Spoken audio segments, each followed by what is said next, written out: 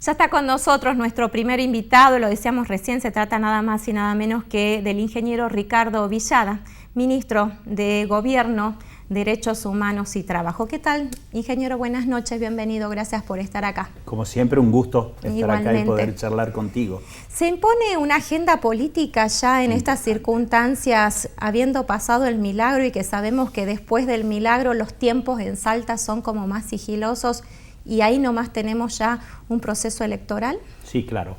Nosotros habíamos señalado con el gobernador, habíamos concentrado todo nuestro esfuerzo en poder fijar un rumbo en la provincia en el marco de este cambio de administración que hubo en el orden nacional y las medidas que se tomaron.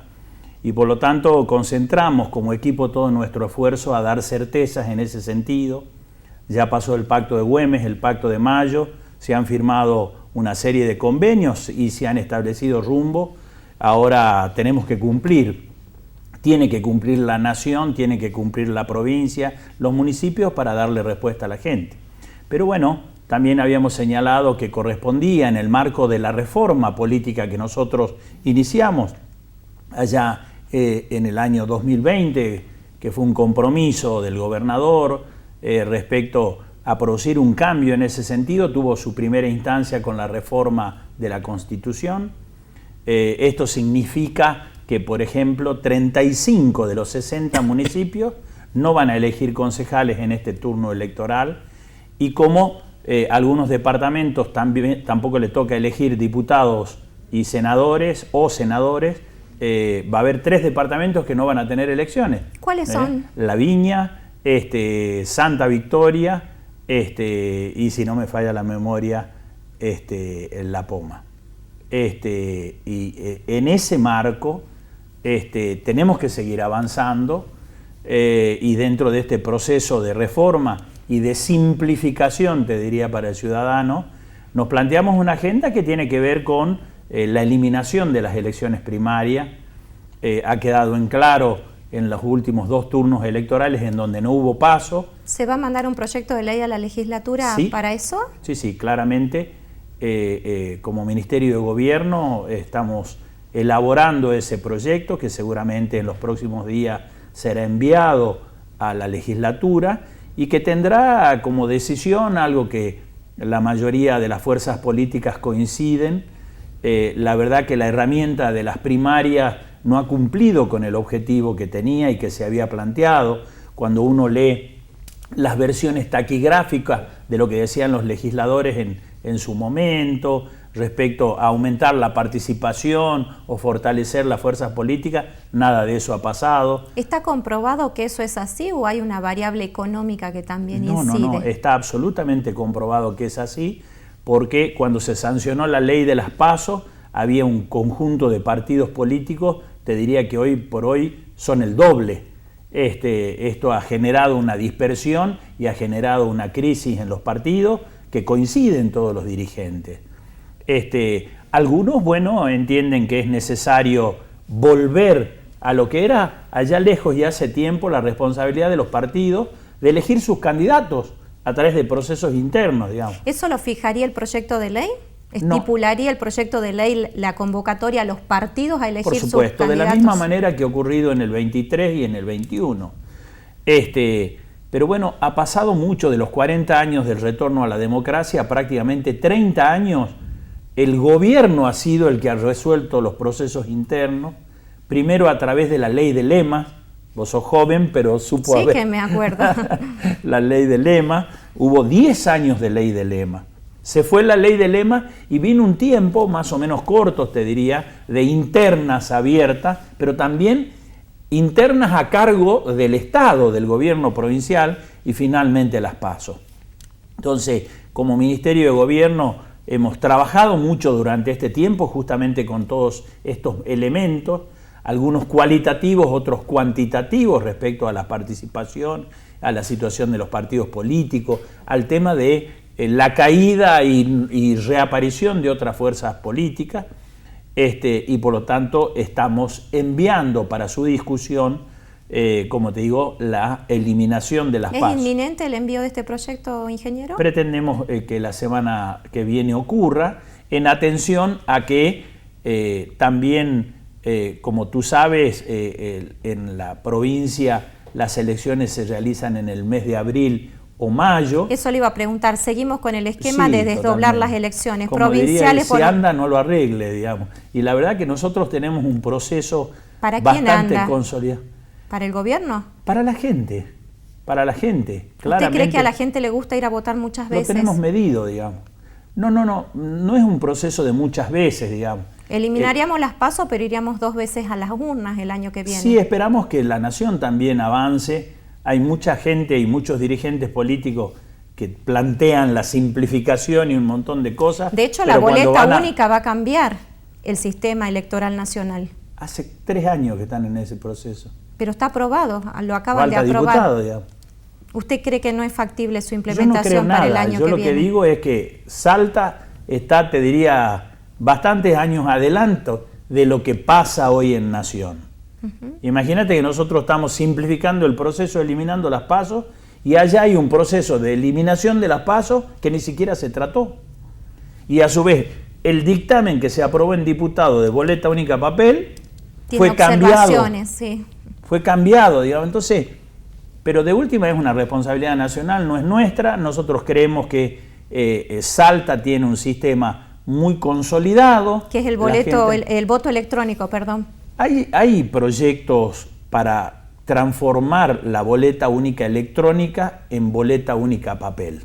Nosotros como Ministerio de Gobierno vamos a aportar los elementos que hemos reunido en una ronda de diálogo político que hemos hecho en el año 2022, que tenemos la opinión de todas las fuerzas políticas, inclusive las que no están representadas obviamente en la legislatura.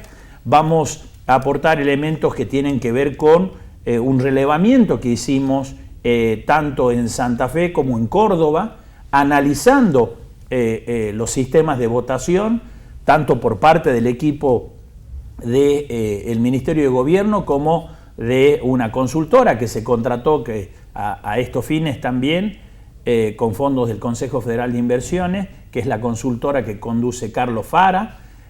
Todos son elementos para contribuir a que haya una saludable discusión. Particularmente, si usted me pregunta mi opinión, claramente sería un retroceso pasar de la boleta única electrónica a la boleta única papel. El ministro de Economía de la provincia decía, así como al pasar, que el sistema que sea más económico era como que le venía bien a la provincia en virtud de la situación económica y el apremio que está haciendo Nación a, obviamente, todas las provincias, y Salta no es ajena. ¿Esto tampoco sería algo para analizar cómo la existencia o no de este sistema, teniendo en cuenta que la oposición, más allá de cuestionarlo tecnológicamente, pone ahora el acento en lo económico? Bueno, te cuento algo, Mónica. El sistema de boleta única papel no hay un sistema único. Hay uno que se utiliza en Córdoba, otro en Mendoza, otro en Santa Fe, que son las provincias que han avanzado y lo han implementado. Por la cantidad de fuerzas políticas, por la cantidad de agrupaciones municipales que tiene el sistema político que hoy está vigente en Salta, que como te decía, no es el que estaba hace 20 años cuando había un puñado de 15 fuerzas políticas.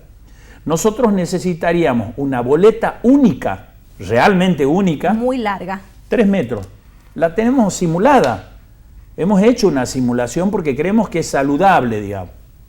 Aportar estos elementos son elementos prácticos, digamos. Con lo cual, ese sistema no sería aplicable y de hecho los proyectos que han presentado varios diputados plantean el esquema que usa Santa Fe. El sistema que usa Santa Fe no hay una boleta.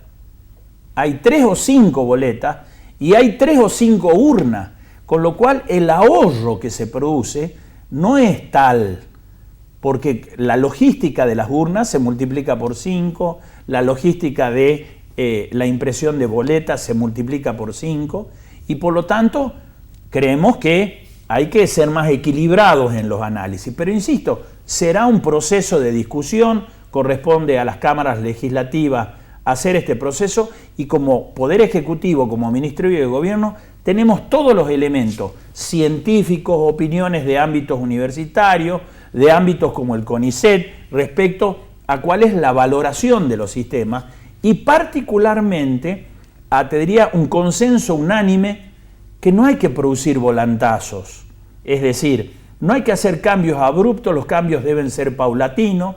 Creo que tenemos una gran oportunidad si finalmente Nación aprueba la boleta única papel para poder comparar. Hoy por hoy nosotros tenemos 2 turnos electorales con 2 sistemas y la gente elige, pero te diría casi unánimemente, el sistema de boleta única electrónica frente a la boleta simple. ¿La elección sería en mayo, ingeniero? Sí, creemos que no nos van a dar los tiempos ya para hacerlas en el mes de abril, así que seguramente va a ser en el mes de mayo. La convocatoria está en manos del gobernador, nosotros le vamos a llevar todos los elementos. Justamente en el mes de mayo cae 25 de mayo en un domingo. Habría que traspasar. No se puede hacer en esa fecha, obviamente, así que seguramente va a ser antes del 25 de mayo. Ingeniero, hay un comité, que es el Comité contra la Tortura, sí, por supuesto, que continuamente está haciendo relevamientos en las cárceles de nuestra provincia. Está en el ámbito de mi Por eso la viene la pregunta, ¿sí? Y justamente emitió un dictamen, como los que viene haciendo desde hace tiempo atrás, donde evidentemente las condiciones de las cárceles en nuestro país no son sanas ni dignas y Salta no queda fuera de eso. Para nada. Y paralelamente tuvo que intervenir la Corte de Justicia para también emitir un dictamen porque le compete a los magistrados inmiscuirse en esos temas.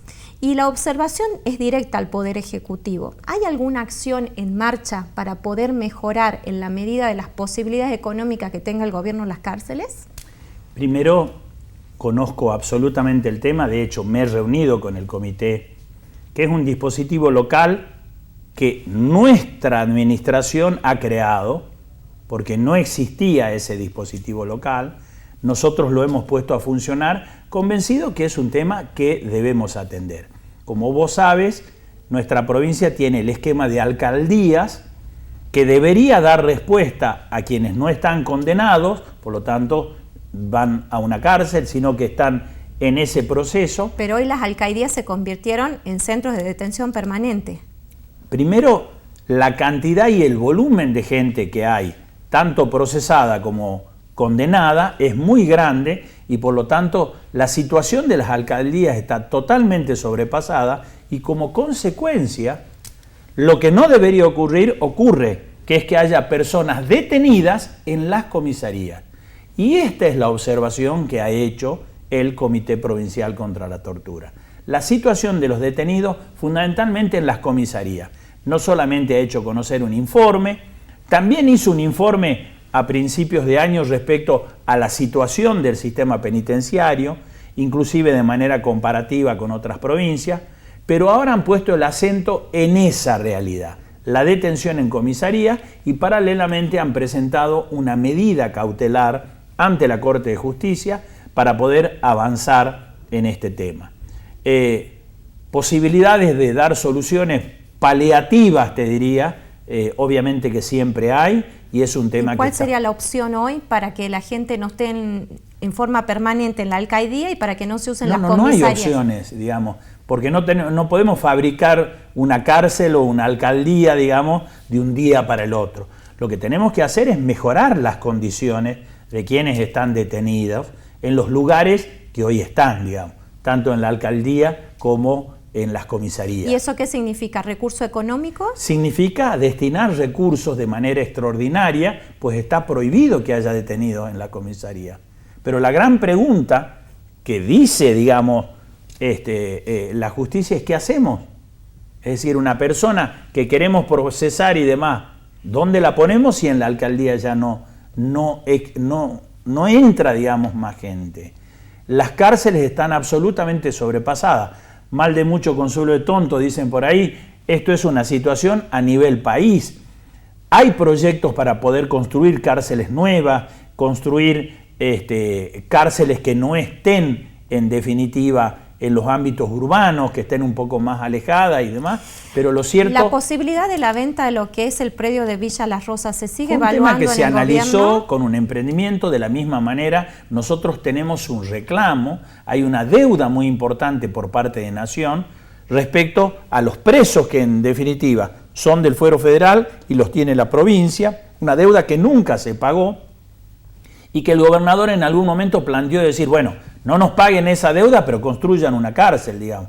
Nada de eso avanzó. En su momento, el entonces ministro de Seguridad y de Justicia, Abel Cornejo, planteó la posibilidad de utilizar alguna de las dependencias militares para poder alojar allí, particularmente en Tucumán. Tampoco se avanzó en ese sentido, con lo cual, hoy por hoy, no tenemos, te diría, muchas alternativas y por lo tanto, en mi condición de ministro de Derechos Humanos, yo voy a plantear en la reunión que seguramente se va a hacer en el marco de la cautelar esta que se presentó en la Corte y de la cual va a participar el ministro de Seguridad y Justicia, va a participar el procurador, va a participar... ¿Tiene una fecha esa reunión, ministro? No, todavía no está convocada, pero entendemos que la Corte va a avanzar en esa dirección y yo particularmente voy a plantear eso, la necesidad de mejorar las condiciones de quienes hoy se habla detenidos. De faltante de absolutamente todo también en las cárceles, no hay colchones, los presos se turnan para dormir,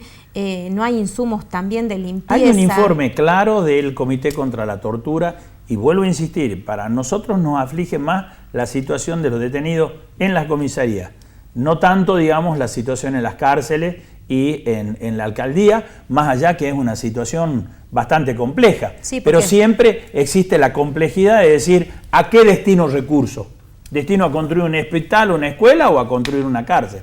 Todo es importante. Eso pero le bueno, iba a decir, parece que en la agenda siempre queda para el final ese tema que no es menor. Pero claro que así ocurre. Porque esa gente no se recupera más en esas condiciones. Pero claro que así viene ocurriendo, te diría, durante muchos años, no de un gobierno. Es política de Estado. Son políticas que no se han logrado revertir. Nosotros creemos que Nación tiene una responsabilidad muy grande en ese sentido. Pero estamos hablando de cárceles provinciales. Sí, por supuesto que sí.